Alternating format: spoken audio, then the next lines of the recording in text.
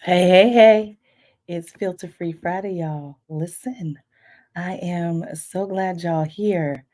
I've got a different little thing I want to share with you today because I am still excited from last Friday and my comedy show. And sometimes I learned from one of my friends who is um, a professional athlete that the brain doesn't really know the difference between being scared and excited. So I wanted to share something with you really quickly so you can get a sense of what I'm talking about. This is the Reverend Dr. C.A. And David loved him. The soul of David was knit with the soul of Jonathan, and the soul of Jonathan was knit with the soul of David.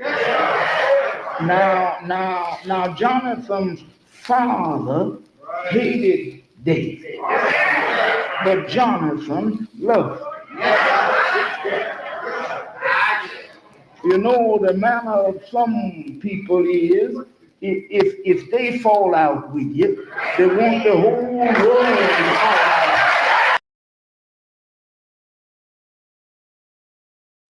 So that's the Reverend Dr. C.A.W. Clark. He's been dead for years, but I think there's this thing that he does where he very slowly and deliberately shares, his opening passage. In fact, one time, the man basically read like all of the books of the Bible, but very slowly. And I bring him up because he reminds me of another person that I got to see speak one time. He was with this organization called Novations, and I don't remember his name, but he was also a really tall black man. And I was expecting this booming, commanding, fast voice. In fact, up until that point, when I saw presenters, they would almost always be talking fast and be more like salespeople, just da da da da da da da da. And I thought it was interesting that this particular guy from Novations, who I just loved what he I remember he stood up and he just kind of said, I don't intend to tell you anything you don't know. And he was talking really slowly. In fact, I say that same line too now. It helps to calm my nerves.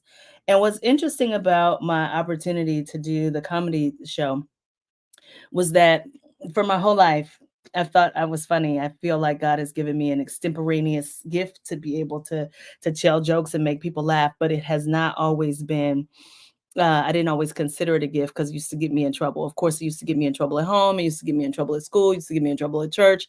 And then when I started leading people inside of a corporation, it used to get me in trouble there. You can't tell jokes when you're the leader. People take it the wrong way. They get offended. They honestly, when you have power, they don't know if you mean it or if you're really joking. I have had someone tell me before that I was passive aggressive, and I remember being like, "Wait, what?" Aggressive maybe, but passive aggressive never. So it's like when I'm telling a joke, I'm literally joking. If I got something negative to say, I'm just pretty much going to say it. In fact, I've been working on that thing for years. But as we were prepping for the comedy show, multiple times I was told, hey, your timing is good, you're under time, so you're not going to go over.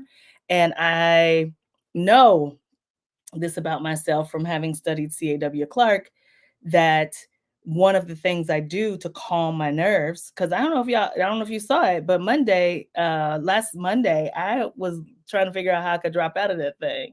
I didn't know what I had done. Why did I sign up for this? Fully prepared and all.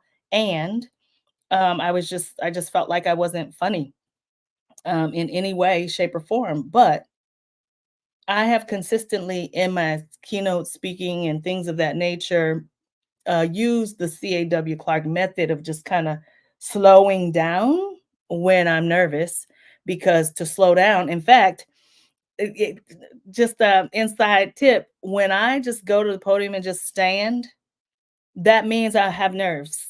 I'm just settling myself. So the trainers, the coaches were like, "Hey, you're under time, so therefore you're going to be good." And I was worried because I only have 15 minutes, and in practice I was doing 12, and I knew that because I was so nervous, I was going to slow down, not speed up. What I wasn't prepared for was that when people start to laugh, I've done this my whole life, but I just never done it like even in an amateur way. What I wasn't prepared for was that when people laugh, I'm gonna tell another joke. And so I, during intermission, told my professional colleague Jonathan, I said, "Hey, listen, I know I'm going to go over. I know in practice y'all said I ain't gonna go over, but I know I'm gonna go over. So I'm gonna need y'all, if people are laughing, not to ding the bell because they had a bell that they were dinging if people were going over their time. And so I was like, if people not laughing, ding me off the stage. But if people are laughing, don't let me, don't ding me. So anyway, as you got to see, if you saw the video is that I went for 20 minutes. So that's because people were laughing. So thank you for everybody who was there. And I wanted to show y'all here. I wanted to show you kind of my process because sometimes people are interested in that. So I wrote my entire script out. I do this for everything that I do. So this is like think about it as if you had like slides, and for each slide, it's like what you want to say. And then what's in black here are the things that I thought were going to be funny. Um, and the things in blue are the things that I wasn't expecting were going to be funny. So CAW Clark is also amazing at the callback.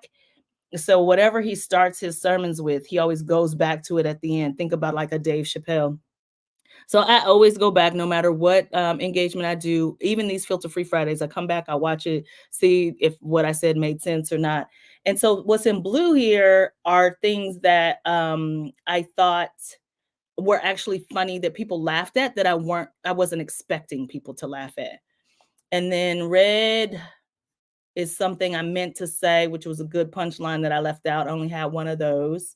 And then all these comments you see are people I know giving me comments before the show about what they thought would be good. So I ran it past a few people. I didn't give it the kind of time that I gave like a TED talk or anything like that because it wasn't to me, first of all, the comedy thing is supposed to be a hobby. But in true fashion, I don't know if it's going to stay a hobby or if it's going to be something I take more seriously. I think I got like two other opportunities to be able to hit the comedy stage. I am deeply being thoughtful about December 12th and this moth competition thing that is at what's it called, Knuckleheads in Kansas City. I don't know if I'm gonna do it or not, but I think I am. But I say all that to say when you consider what it looks like to like work on your craft, because I know that when I tell people that I'm an engineer, they get really impressed. And I don't know, there's some things about that that are not that impressive. But when I tell people that like I'm a business owner or a keynote speaker, people are not all that impressed. And here's what I think is interesting. There's a difference between people who get up and talk and who can even just motivate, and people who are professional speakers. Like I know that 150 words are a minute.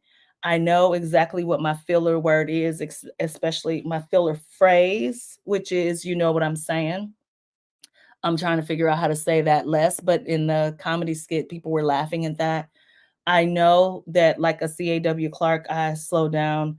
Um, I know that it is actually in the first 11 seconds that a person is deciding if they're listening to you or not. And so some of those things where it's like, hello, I'm so glad to be here. Thank you so much for inviting me. I want to give honor to da da da da da da. When you do all of that, you actually lose your audience. Like I have studied speaking. I gave my very first professional speech at like 5. I got a picture of me sitting in a chair with my like feet dangling at the church. And then I gave my first commencement address. I was 10. I was in the 5th grade doing the commencement address for the 6th graders. So I've like experience, but I've also studied and practiced. I've of course for the TED talk read about like how do you story tell and those kinds of things. And I've also, like I test that on my friends. And this whole thing about like being prepared, you might not ever get the opportunity, but when you do, you should probably be ready. And it makes me think about voting, honestly, if you can believe it or not. Um, being ready is just not about comedy and dreams. It's about like showing up when it counts. While I wanted to quit, I showed up. You know what I mean? Like when Jonathan Jones called and said, "Hey, I got this little thing. I think you'd be great for it." And I knew that God had put this in my spirit. I said yes before my brain could even talk me out of it. And when what I hate right now is that there's this narrative in the media, and some of us are picking up on it and saying it, that basically Black men are not engaged in the voting process, or or not voting for certain people.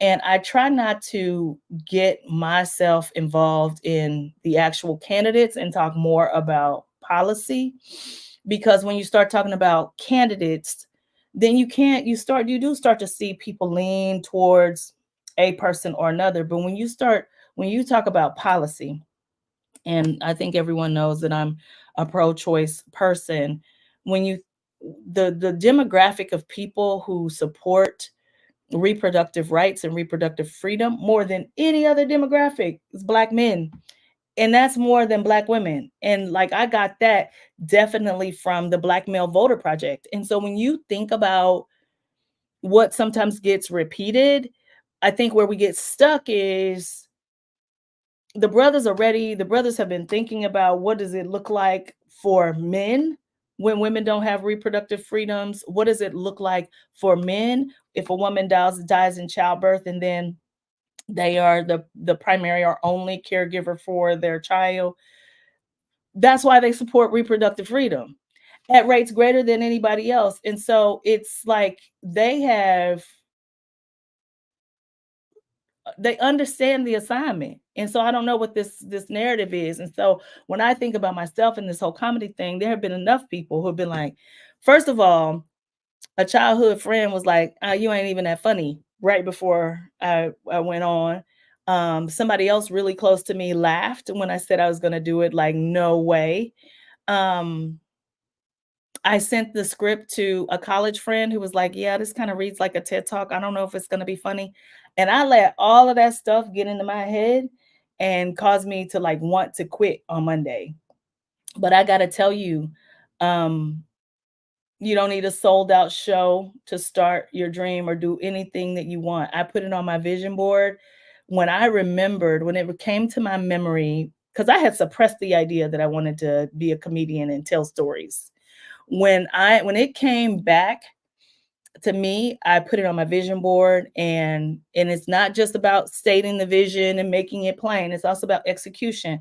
I signed up and started going to improv classes every Saturday at 5, every Saturday, a few Saturdays at 5, so I could learn again, just like being like serious about the. And when I consider like what does it mean to be engaged, it means that you would, how do you also be ready for like civic engagement and voter engagement? I think it is not talking about who is or isn't doing what you think they're supposed to do. It's asking yourself, have you voted early? Do you have a plan for election day? Do you know what judges we are supporting and aren't supporting? Have you called 10 people and asked them to show up at the booth? That's the thing. That's the work. No matter what it is, like it's like I feel like God has given me a special talent, but also there's the work, right? There's the work. And I'm just going to go back to the Reverend Dr. CAW Clark. I watch him and I love the way that he like slow walks that thing, which means he says far less words. He doesn't even say that much. If you were to look at the transcript, there ain't that much there, but you're holding on to every single word. And so when I went back and I looked at the video, you don't want to know how many times I watched it. I finally put it on YouTube so I can get some credit for these views. I watched it with sound, without sound. I watched it listening to the crowd. I watched it listening to myself. I watched it paying attention to every single last one of my pieces of my body language. I watched it again thinking about, oh, what did I think was funny? Why didn't that resonate with this audience? Oh, why was that funny? Why did that resonate with this audience? And I think that level of preparation is the kind of thing that we need to be thinking about as it relates to this election in just a few days. The It is not about individuals, it is about policy. Sunday, I'm talking about breast cancer awareness at church. And the assignment I was given was to talk about what Black women could do, because although Black women get breast cancer at lower rates than other races, specifically white women, we're 41% more likely to die from breast cancer than any other group of people. And I remember when I got the assignment, this happens often. So this is not judgment, this is just description. When I got the assignment, the insinuation was that there's something Black women aren't doing. Black women are not getting tested, Black women are not doing self breast exams. And what is more true is that Black women happen to have the types of cancer that don't get studied very much. The triple negative breast cancer that's more likely to impact Black women doesn't get studied. Black women are more likely to have dense breast tissue. What does that mean? That means just the regular mammogram cannot get a good view of what's going on in your breast. So you now have to get the 3D. um, does that happen for all women? Yes, but Black women at greater rates. And you know that extra test you got to get? Sometimes that's not at the same place. For the Imaging Center for Women, it is at the same place. I can just schedule it together. Insurance only pays for that first one, not the one for women with dense breast tissue like Black women. Um, Environmental. So when you think about like healthcare reform and whose policy aligns with pharmaceutical companies and hospital systems paying more and providing more service and focusing on removing discrimination. It's not unclear who's focused on that. So if you care about that policy, you'll vote a certain way. And then when you consider that Black people tend to live in urban centers and not as much in rural environments, are the exceptions to the rule? Yes. The exception usually proves the rule, because you can tell me, oh, my uncle lived. Yeah, but most people live in urban centers. What's going on in urban centers? We generally have higher levels of pollution, higher levels of particulate matter. Um, in fact, the regulations sometimes in the city are nowhere near like what they are in rural places. So, like what kind of businesses you can erect. And so, therefore, the air quality in urban centers is worse than it is in rural areas. And these things impact and cause additional kinds of cancer, including breast cancer. Why am I bringing that up? Because does your vote match the candidate whose policy aligns to environmental regulations and environmental sustainability? And if not, then like what are you preparing for? Or are we just going to hope for the best when hope is not a strategy?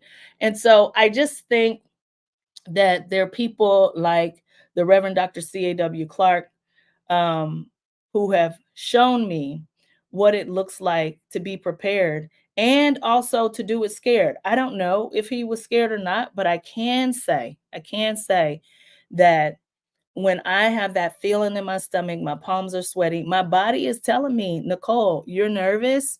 The thing I do is slow down.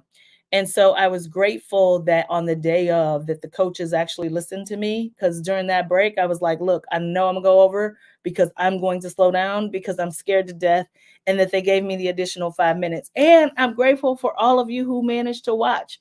But as we prepare for November 5th, know that you can vote early in most states. I have not done so yet. I'm planning to do so today. And then also know that if you have a felony in your record history, as long as you are no longer on paper or no parole or probation, you can still vote. If you're registered, if you're not registered for this election, listen, go ahead and get registered so that you're ready for the next election. I actually do agree with the freedom ballot this time. I don't always completely agree, but if you're in Kansas City, Freedom Inc. has put out a ballot of initiatives that they support, and I am like 100% in agreement with Freedom this time. And I just think that if you are ready, you ain't got to get ready. I don't know who said that. Some black man on the street somewhere is where I got that one. But this comedy show was a beautiful example that something that was incredibly harmful um, to me. In fact, let me get this book. Hold on just a second. When this first happened, one of the things I did was wrote a follow-up to the Holy Educated MFer. I didn't really pub it too much, but it's called Redeemed: Lessons About Anger from the Holy Educated MFer. It looks bigger than it is, but I just wanted to make it readable for my older friends. Y'all know I got a lot of old friends. This, if you want the whole story about the paternity event, it's like in here, the non-paternity event. It's all in here. But this comedy show was like it was an example for me that I have healed, that I am better, that I'm on the other side, that I can now laugh at it, that I'm not obsessing, that I can um synthesize and tell the story. I'm so excited about it, and I certainly will let y'all know if I'm doing it again. I was kind of hiding it because I didn't know if I was going to bomb, and I didn't want to be booed in front of all my friends. But listen, thank y'all so much. I hope you get out to vote. I hope you know exactly what issues impact you, and stop saying what other people are saying. Okay, stop saying what other people are saying, because usually if it's in the media and it's about black folk, they don't know. If you're interested in what's happening with the black male voter, go to the Black Male Voter Project and see what they talking about. It's Filter Free Friday, y'all. We got work to do.